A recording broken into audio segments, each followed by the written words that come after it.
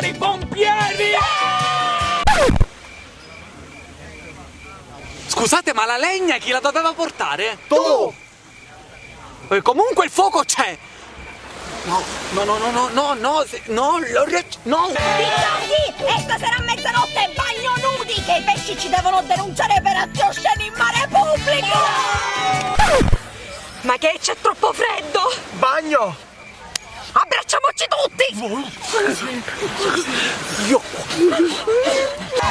Ragazzi, questo Ferragosto ce lo ricorderemo per tutta la vita! E lo racconteremo ai nostri nipoti!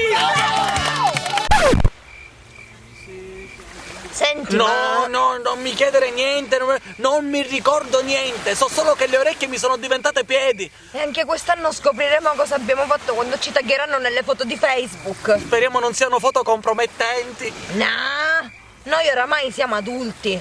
Giusto.